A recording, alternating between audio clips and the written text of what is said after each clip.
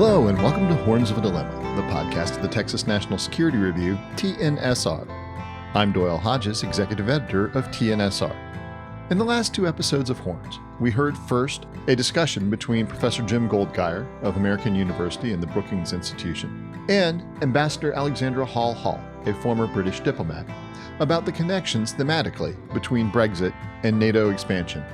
Last week, Professor Goldgeier told us more about NATO expansion, and this week, Ambassador Hall Hall will speak more about the question of Brexit, including the process that led to its lengthy and ultimately final conclusion, and the process that led to her choice to resign from the British diplomatic service because of the way in which the Brexit narrative was being played out. Ambassador Hall Hall is a former British diplomat with over 30 years' experience, including as the British ambassador to Georgia from 2013 to 2016, and as Brexit counselor at the British Embassy in Washington, before resigning from the Foreign Service in December 2016 due to a conflict of principle. Previously, she had been posted to Bangkok, Washington, Bogota, and New Delhi. In London, she also served as the head of Middle East Peace Process Unit and the head of Humanitarian Affairs within the United Nations Department, as head of Human Rights and Democracy Department, and as an advisor on the European Union in the Cabinet Office. This discussion was recorded at the Summer Seminar on History and Statecraft, sponsored by the Clements Center at the University of Texas, Austin, and held in Beaver Creek, Colorado. Let's listen in. Thank you very much. It's really great to be here. I was invited to come and speak at last year's seminar, but I think Brexit 5 years on has a much better title than Brexit 4 years on, because we have now definitively left the EU and we are now forging our own way ahead independently. I will say that as a British diplomat, navigating the Brexit years has definitely been the hardest experience of my life.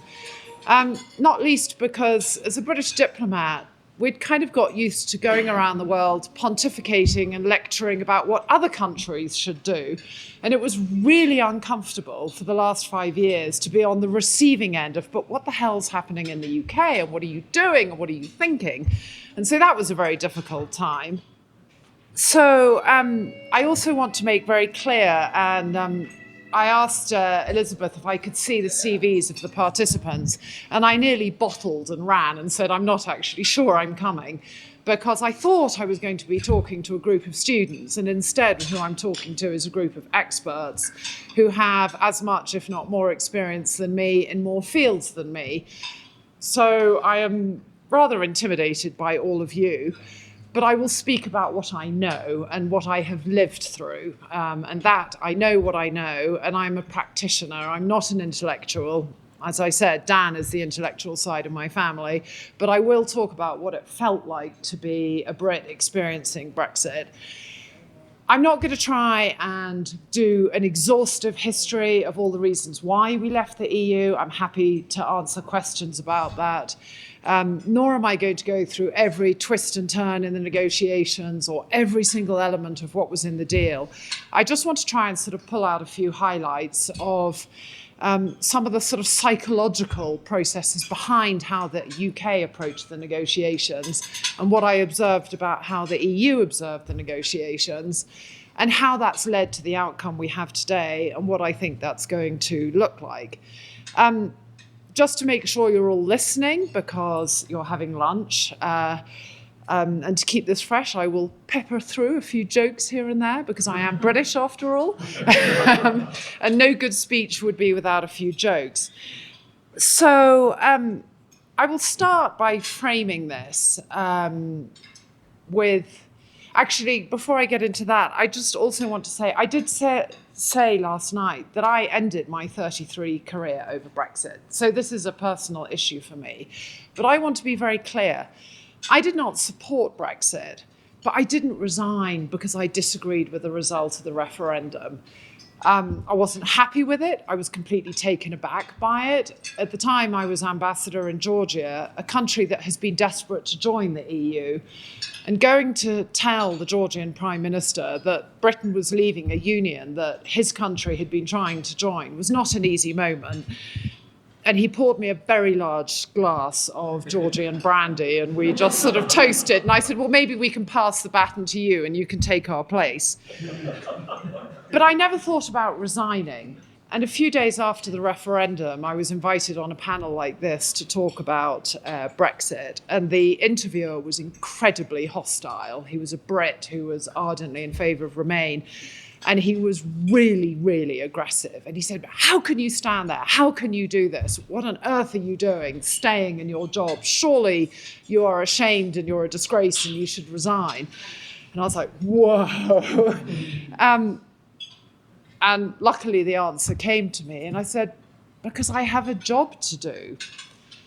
I'm not going to tell you how I feel about Brexit, but I represent my country and I'm a neutral civil servant. And we had a right to vote to leave the EU. It's not immoral to leave the EU.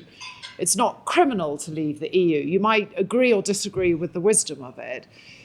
If I supported leaving the EU, then this is great and I will help deliver it. And if I didn't support leaving the EU, I'm damn well going to stay in and try and help deliver it. So either way, I have a job to do. And I'm pleased to say that the crowd then swung in my favour. And I had much friendlier questions after that. And any time the questions got tricky and they would say, well, what's the UK going to do? I would say, well, I really think the bigger question is, what's the EU going to do? So I hadn't intended to resign. And what really forced me to but I was happy to take a step back for a couple of years. And I moved back to America and took a little career break. But after watching the complete and utter shambles my country was making about Brexit, and I will admit I'm going to be quite tough on my own country, I really couldn't stand it any longer, and nobody was explaining what Brexit meant. The UK didn't have a strategy, it didn't know what it was doing, and it was really painful to be in Washington and see think tanks questioning and the UK's reputation going down the plug hole. And so I actually applied. I advocated for a job to be created in the embassy in Washington and then applied and got it, to be the sort of kind of Brexit spokesperson in Washington. And astonishingly, we did not have that job for 2 years. There was no one in the embassy who was explaining to Americans what Brexit meant. And I thought, well, I will give it a shot.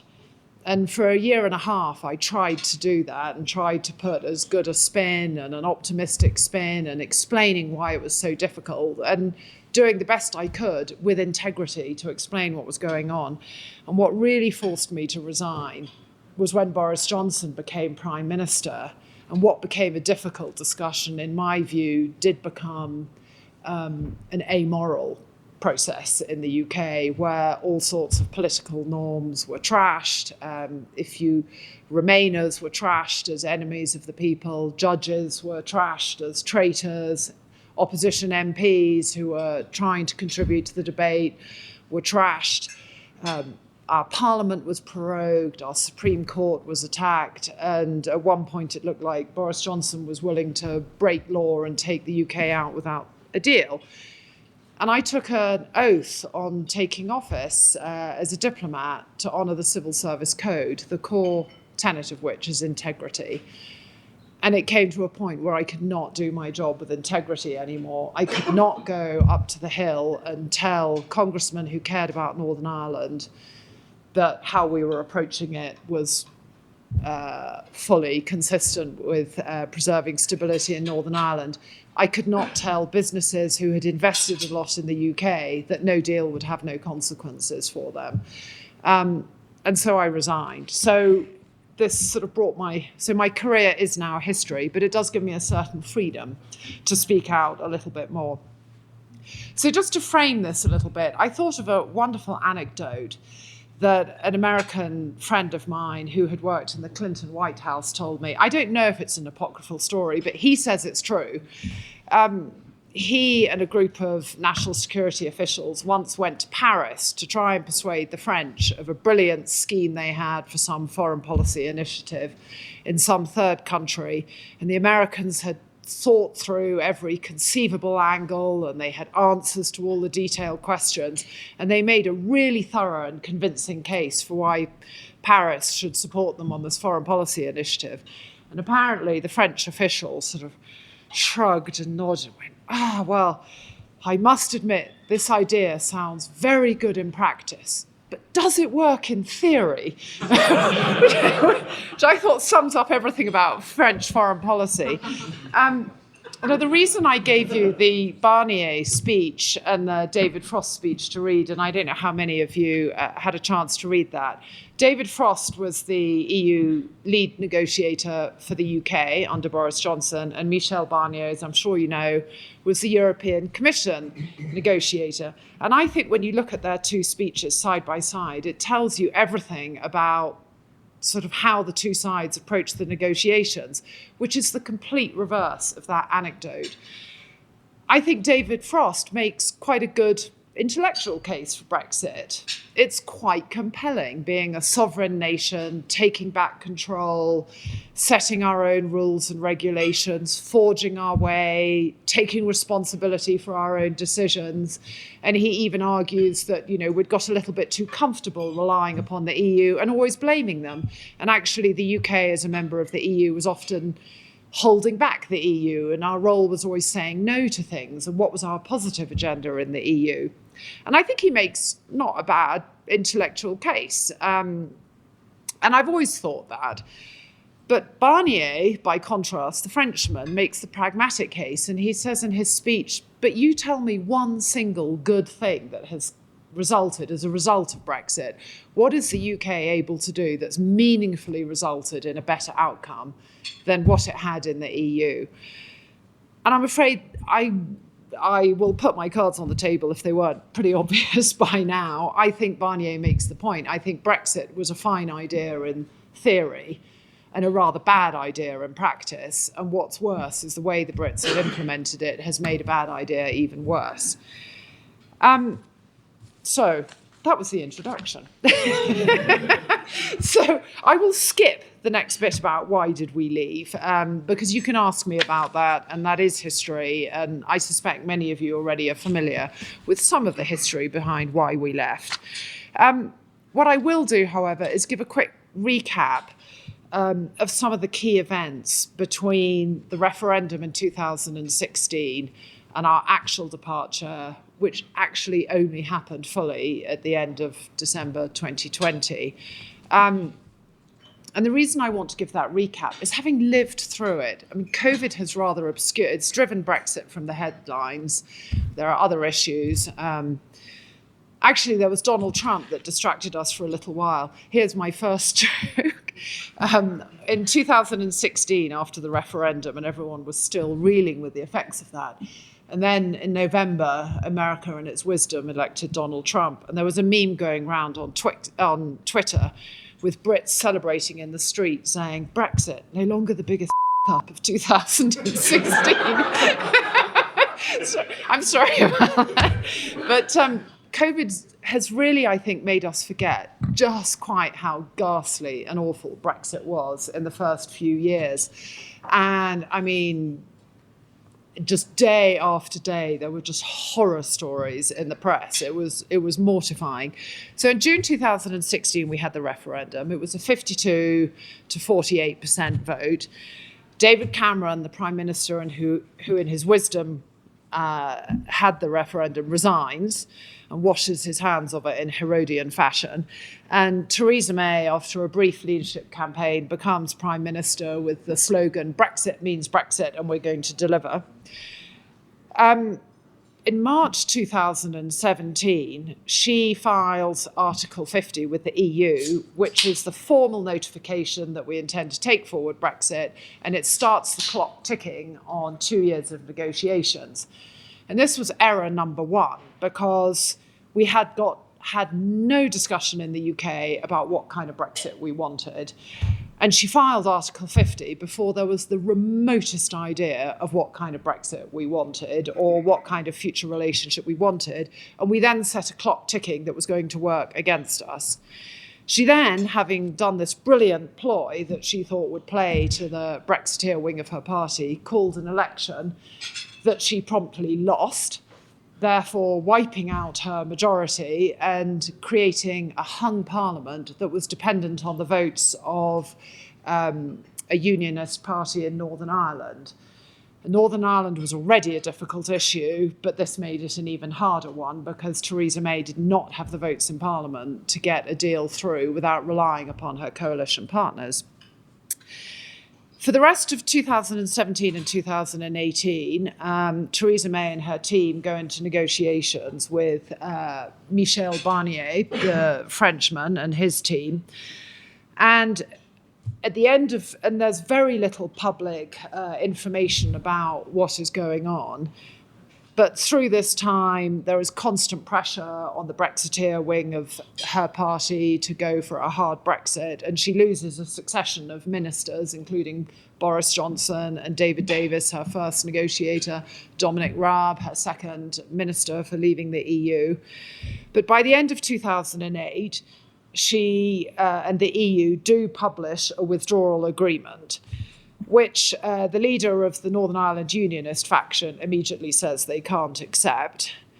And when it's put in front of the House of Commons at the beginning of 2019, is voted down by the biggest single defeat in British parliamentary history in hundreds of years.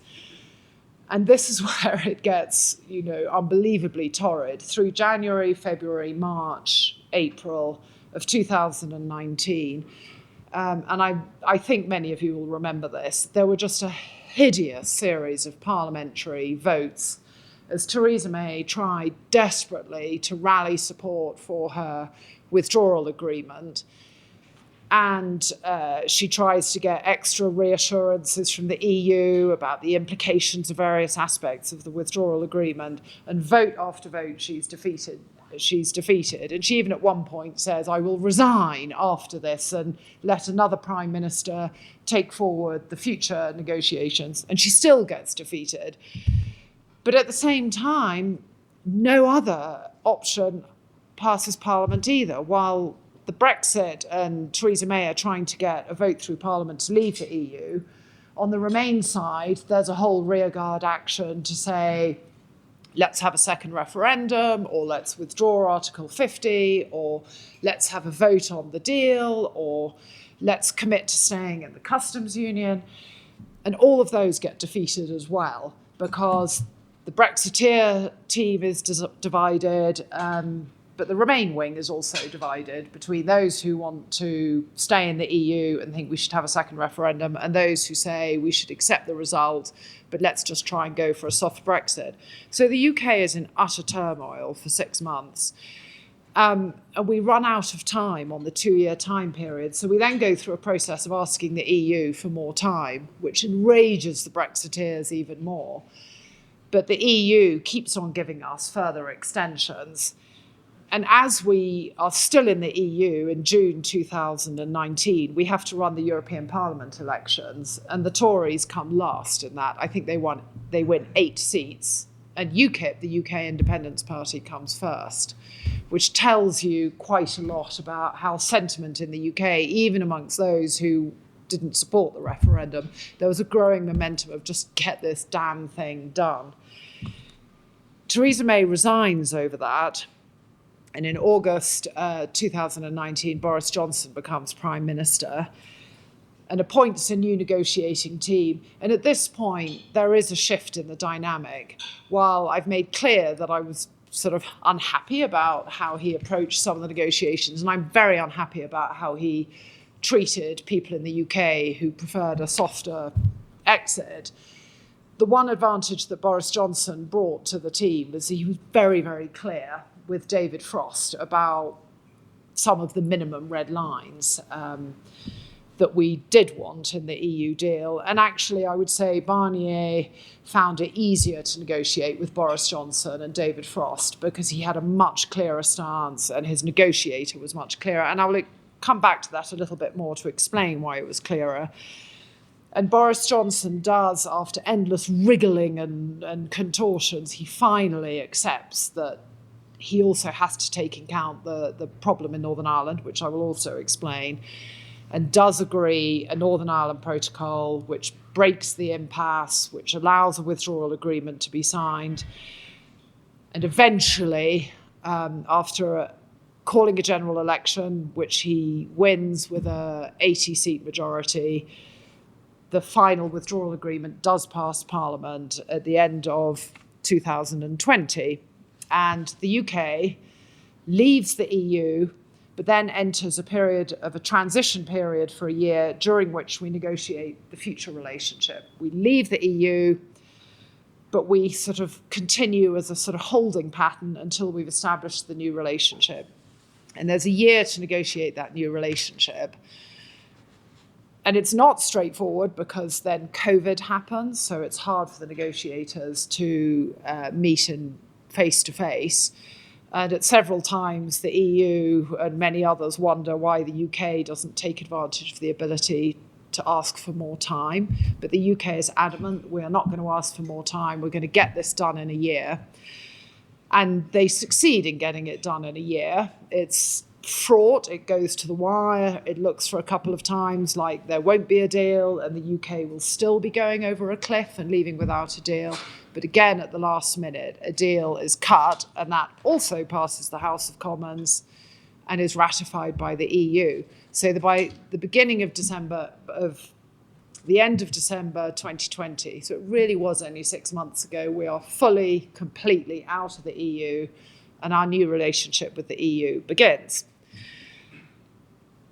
Living through that is as exhausting as explaining it. I mean, it really was just surreal. What was the EU doing while the UK was going through all of this? For one thing, and here's where I'll sort of get to sort of some of the differences on the EU and on the UK side. For the EU, Brexit was obviously, I think, most EU countries, I think even including the French, were a little bit sad.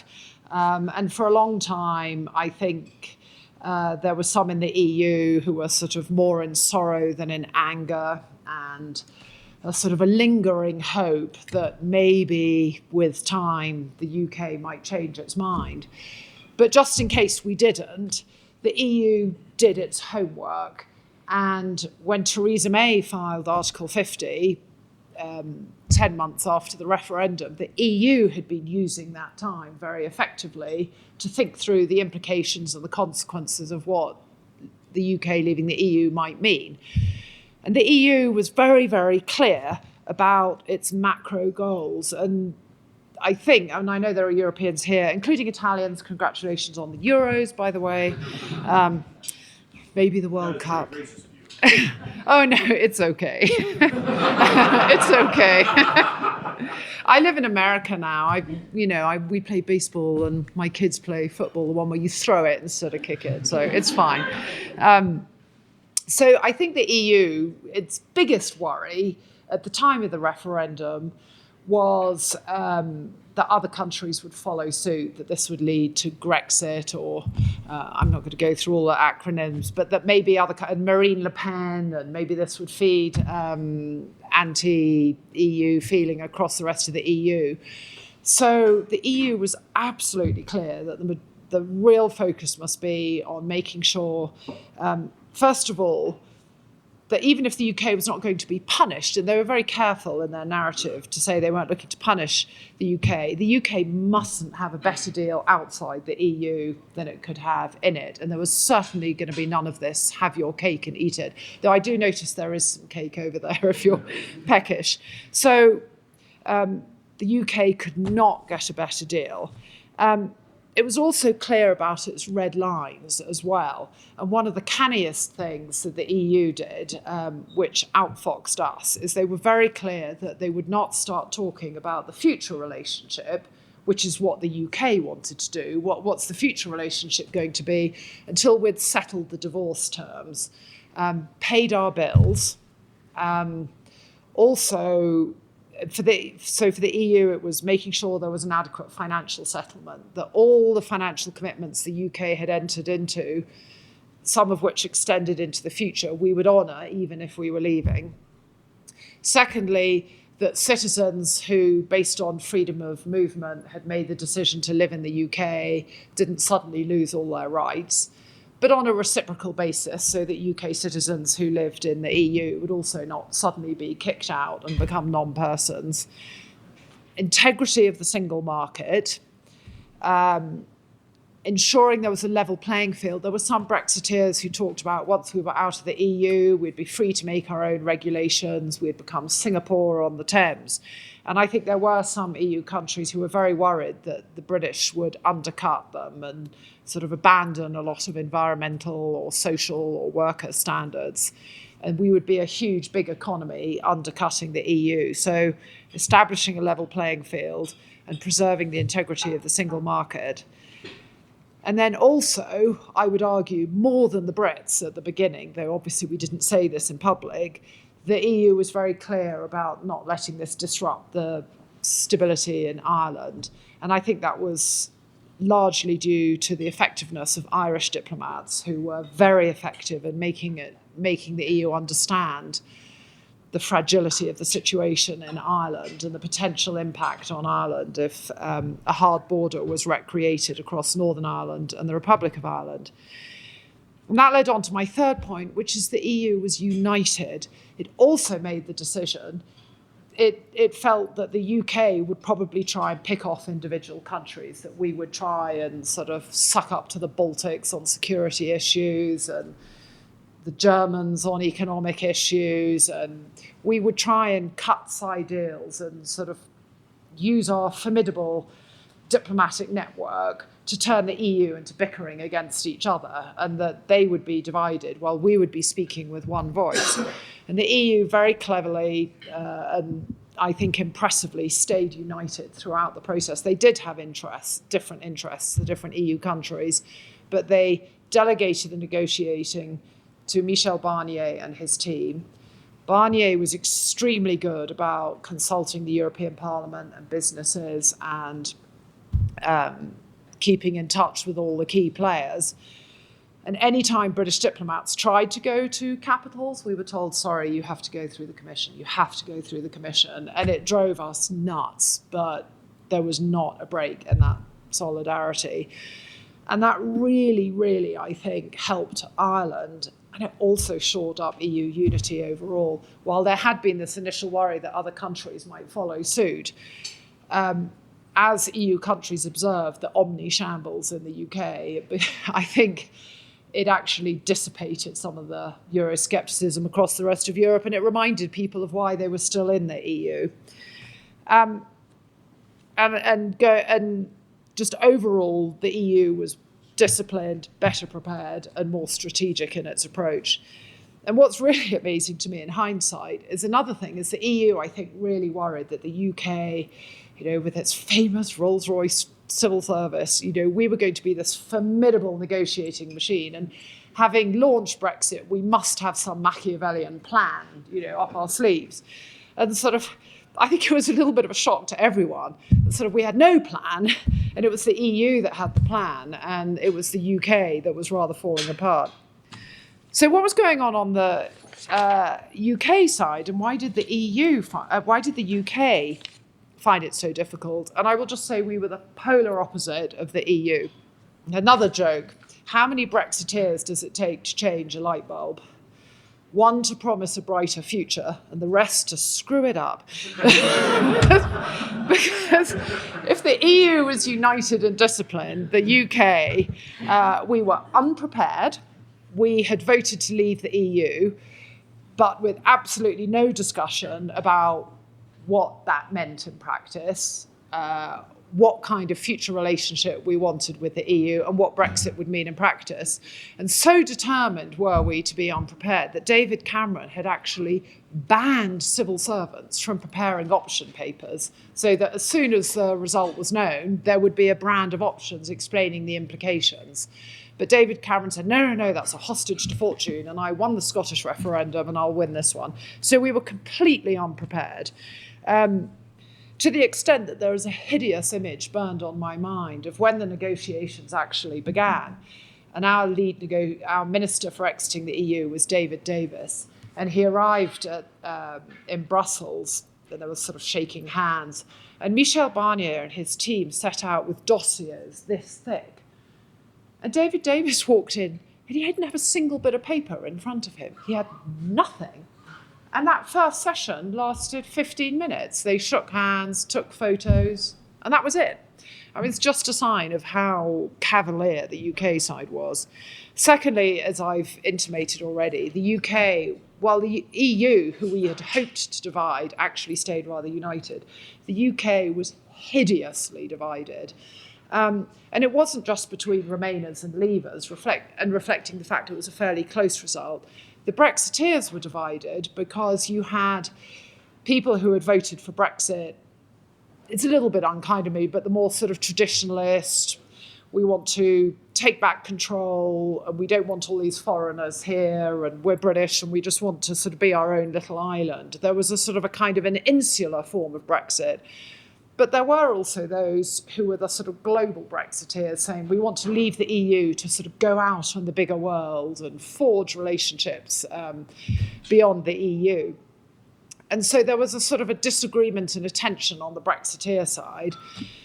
But as I've hinted, there was also disagreements on the Remain side between those who felt, well, we may not have liked the result of the referendum, but perhaps we should sort of work with the team to see if we can get a sort of an acceptable form of Brexit. We should respect the results of the referendum, and those who were adamantly opposed and kept on fighting for a second referendum. And the division split across party lines. So Theresa May couldn't rely upon all in her Conservative Party, and the opposition couldn't rely on all in the opposition party. There were complete splits across parties, so it was really hard to get any kind of consensus.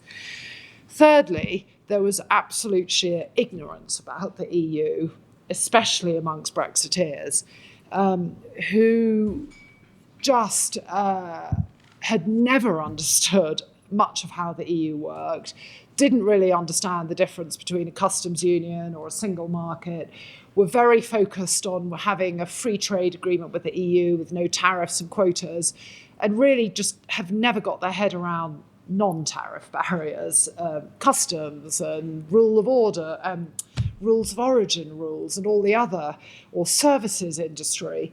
They just didn't understand the EU. There was a lot of loose talk about we could trade on WTO terms.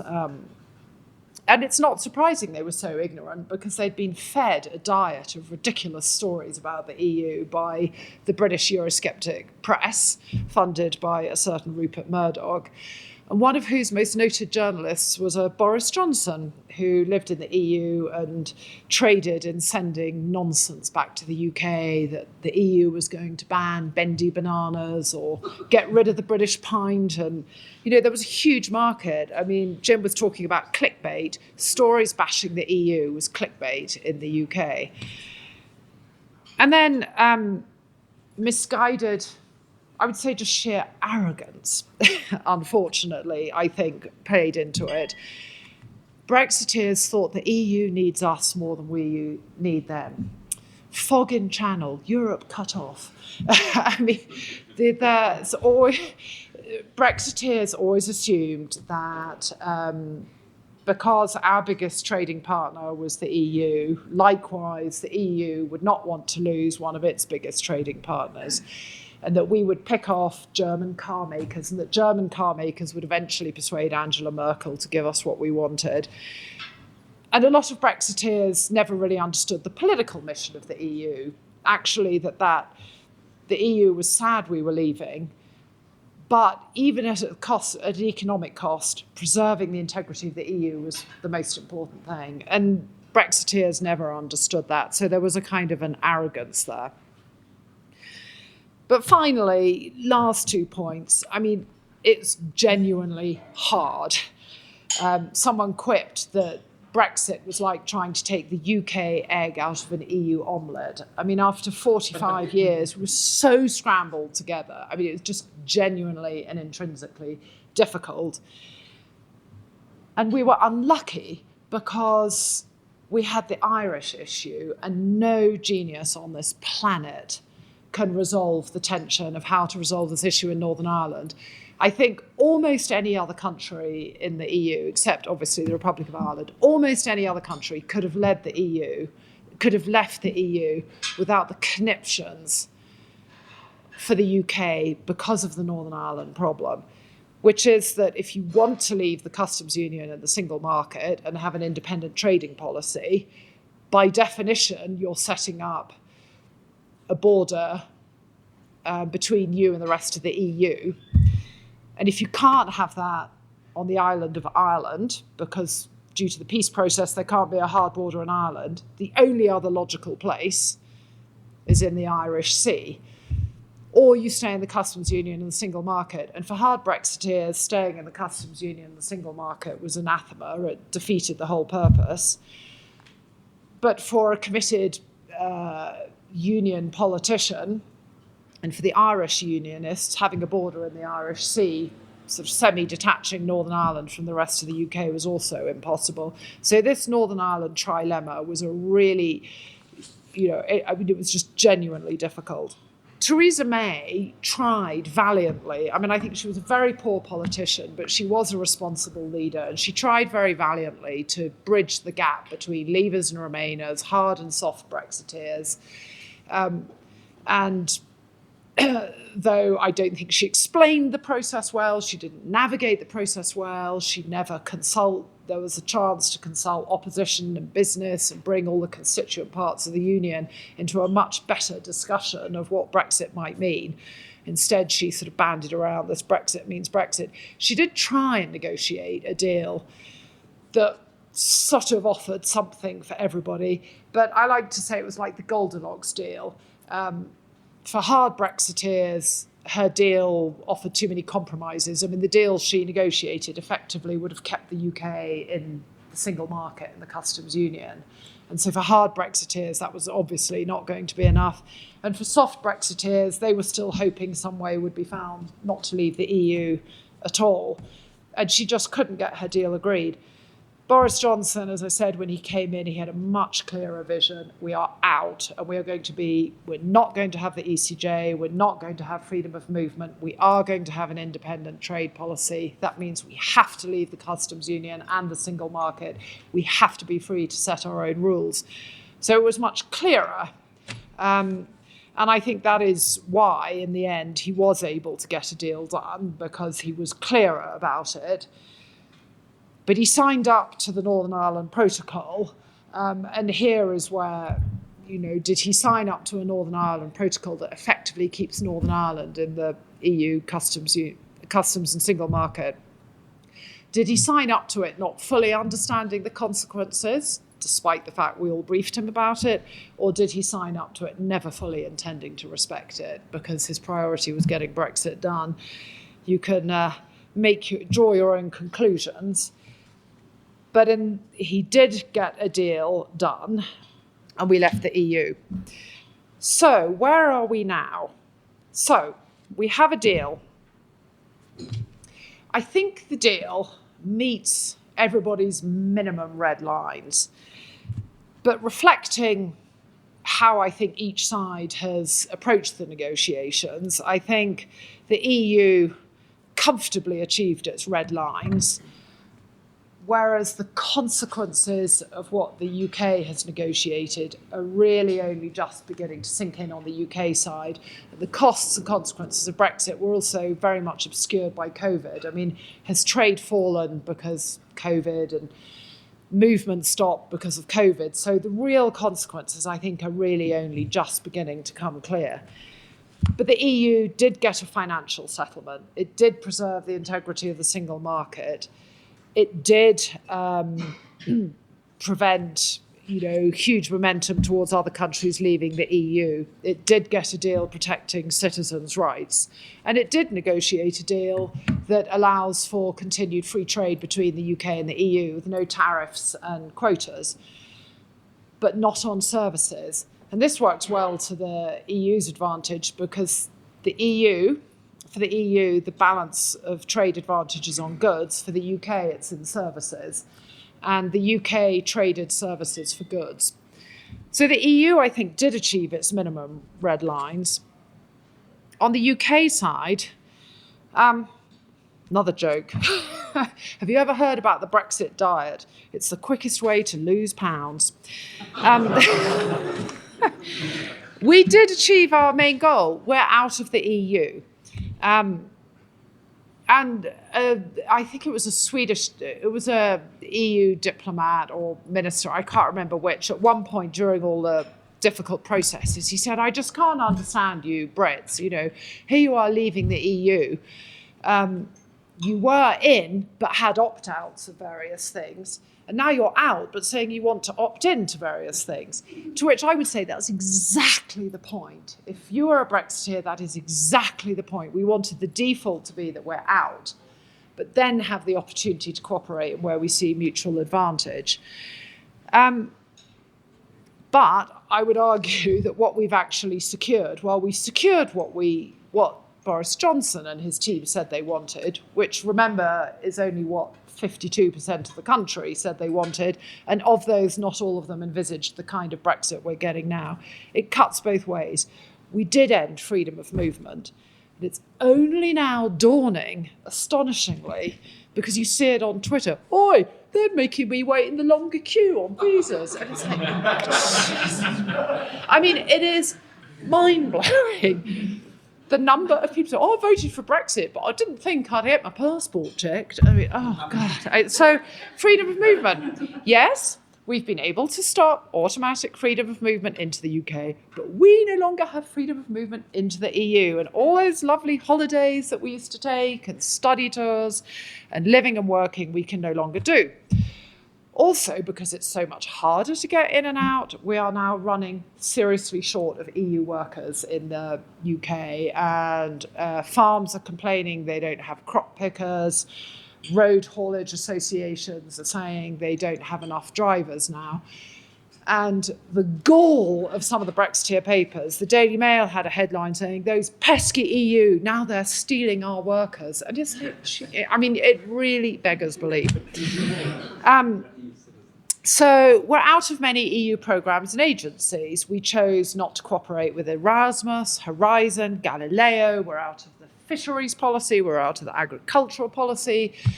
We're out of the EU's medical association and all these other agencies. And now we have to spend lots of money replicating them on a British basis. So now we've got to build all these things up by scratch by ourselves. And astonishingly, some of the fishermen and the farmers who voted for Brexit are saying, but why are EU boats still fishing in our waters? Because as part of the deal, we had to continue to allow access to UK waters. And so fishermen and farmers are now beginning to complain about the terms of Brexit. We have tariff quota-free access into the EU, but only for goods and not for services. And there is massive paperwork and customs. In the services sector, we do not have mutual recognition agreement. So more and more firms, financial services firms, are now setting up subsidiaries in the EU.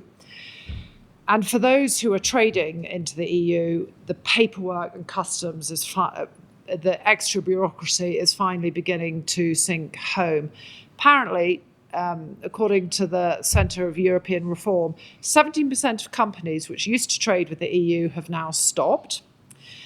And leaving the EU customs union and single market has now reduced UK trade by 22%. Just a couple of figures there.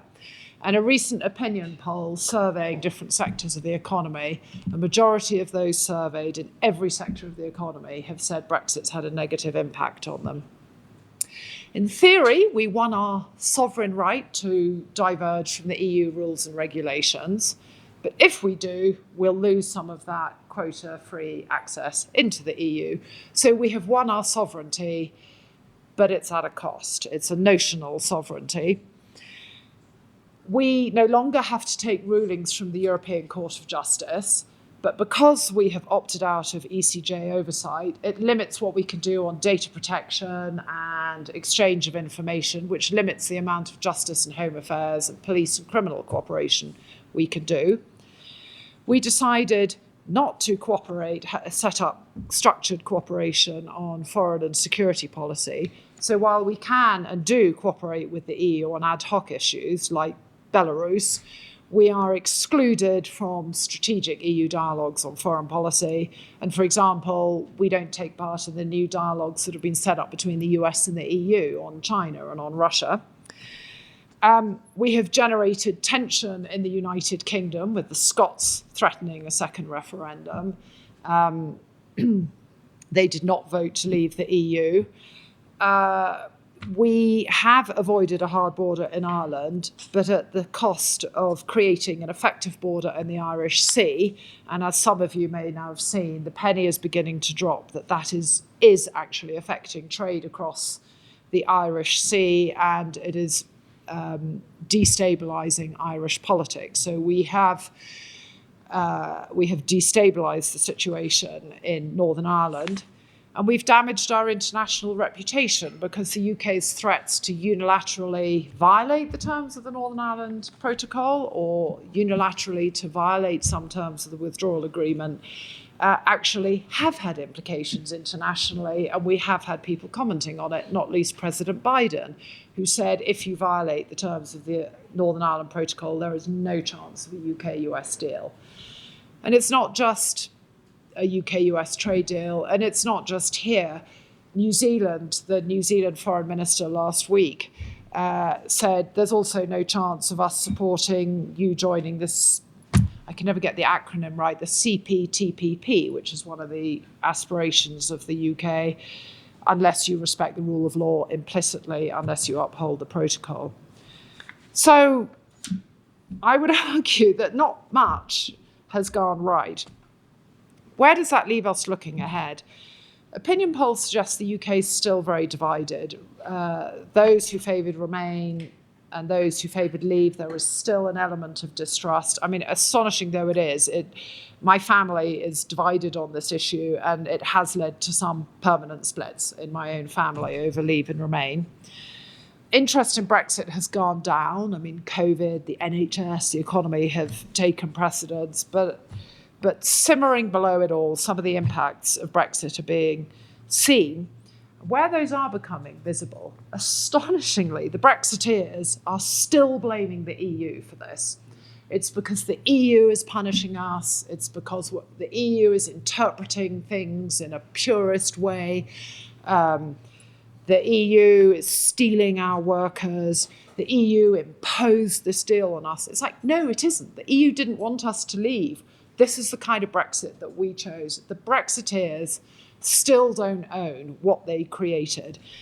And one of my favourite writers on Brexit, a professor called Chris Gray, has argued in his blogs, it's just never going to be enough. The psychology of the UK blaming the EU is never going to go away. And if Brexit doesn't work, it won't be because it was a flawed project and flawed in execution. It's because it hasn't, like communism, it was never delivered properly. It's not a true Brexit.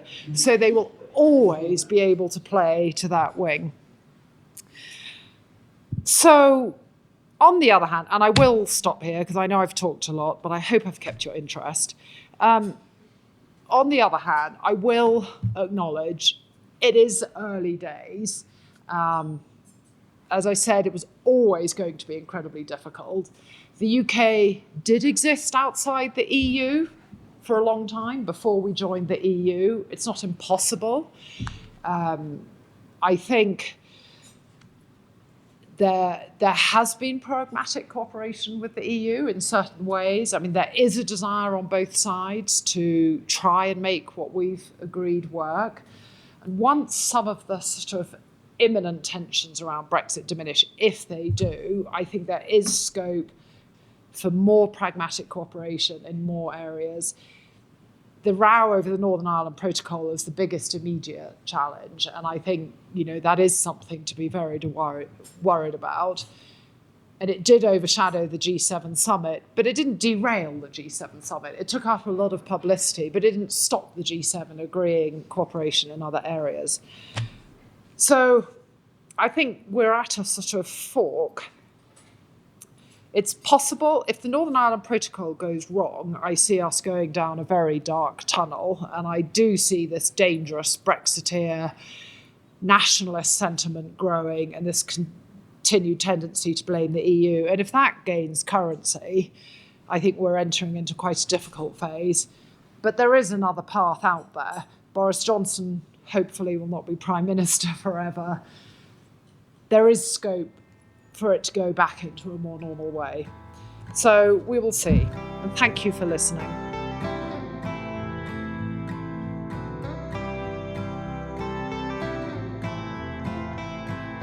Thank you for listening to this episode of Horns of a Dilemma, and please don't forget to visit our website at tnsr.org.